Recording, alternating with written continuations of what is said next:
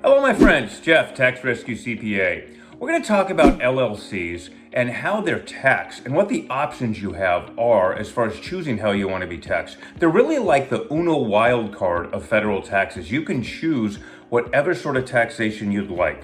And LLCs are popular with new entrepreneurs because of the legal protections that they provide. And that's the subject for another video and maybe even legal advice. Let's talk about taxes.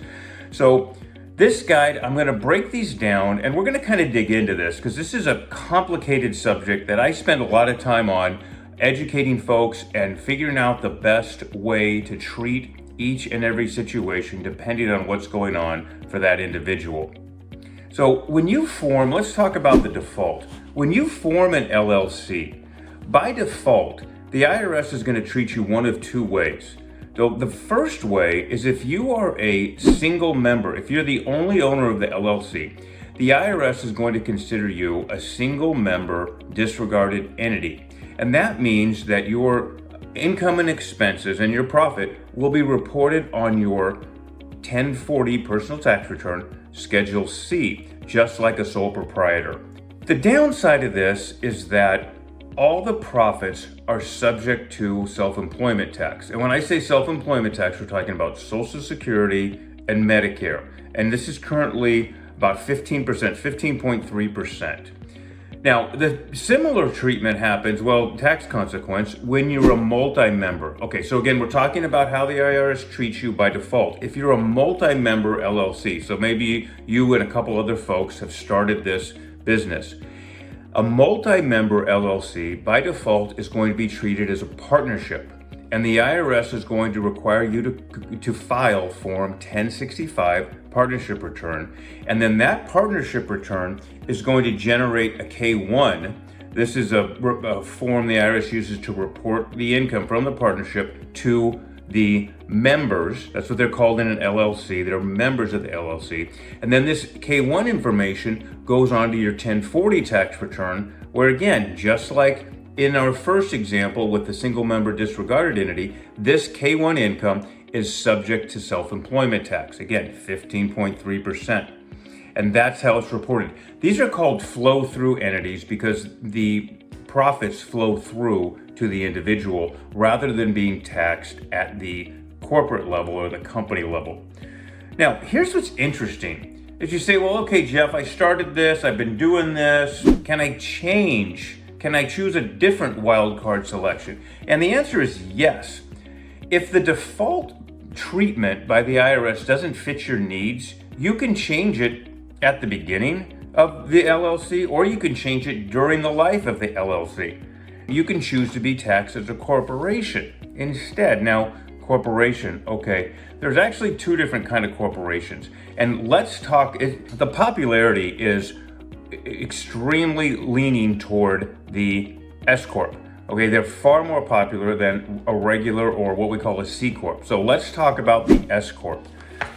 When you get to the point where you're starting to make a good profit, and this is pretty much in the $50,000 range, okay? It's in that range. But when you start to get into that $50,000 worth of profit range, you can save some taxes by electing to be treated as an S-Corp.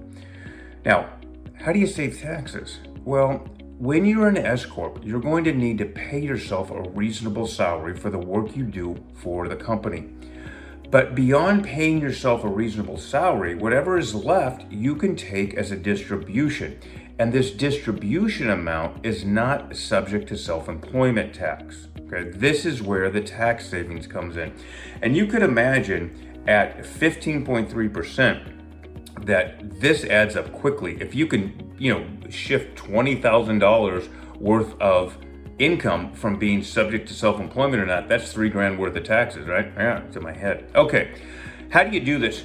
In order to elect S corporation treatment, you need to file Form 2553 with the IRS.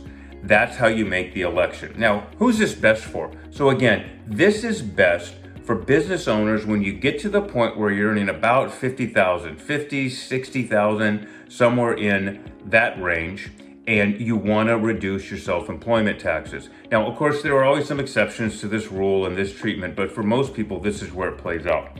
Okay, so let's jump to the C-Corp. So what's a C-Corp all about? Well, this is what we would consider a big corporation. And the big difference here is when you elect a C corporation, the profits of the corporation get taxed at the corporate level.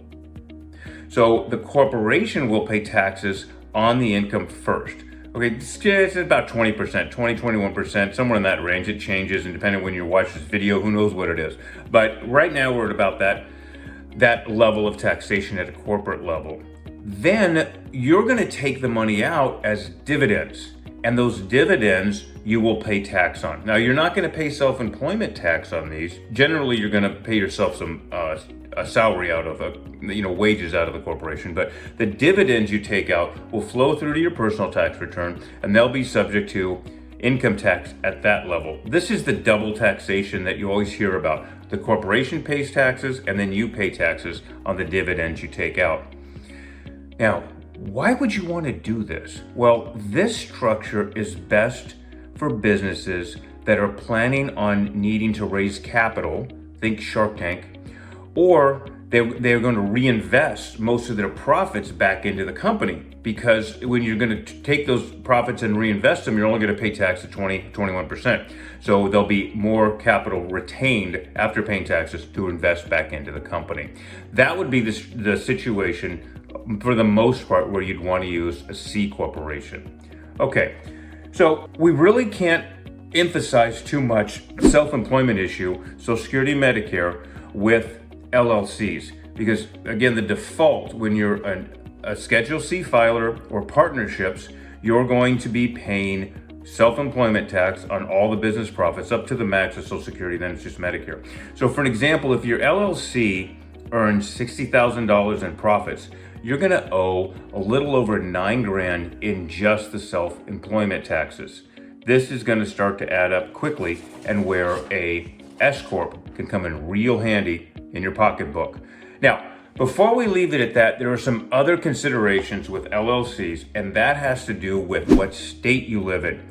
Every state has its own rules about how they treat LLCs, and particularly about what taxes or fees they charge on the LLC. There are some states, they have annual fees, they have a franchise tax, and some of these are based on the revenue or activity in the LLC. So be sure to check with the Secretary of State in your state to figure out what taxes or fees may be charged on your LLC. And don't overlook these. They can cause you a lot of heartache and problems down the road if you skip them, or just don't know out of not knowing what to pay and when to pay and how to file. So keep that in mind. I can't emphasize the state level enough. So which option is best for you? Well, for new business owners, when you're just getting started, the default method is simple and easy. Report it as a Schedule C on your personal return, or if you have multiple members that are owners in the LLC, report it on a partnership return and get the K1 on your personal. But when you start making more money, consider that S election. Consider being an S-Corp, paying yourself a salary and getting those distributions out tax-free. So here's a quick guide to kind of give you a rule of thumb on when to be which entity.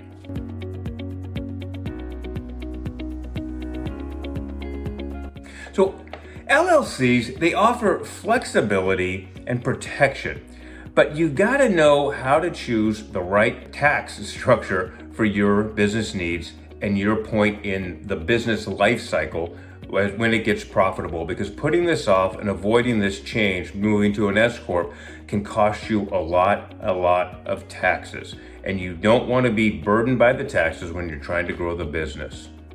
If you're unsure about what's best for your business, consult a CPA, your tax preparer, and get the answers ahead of time. Don't put this off. Who's doing your taxes?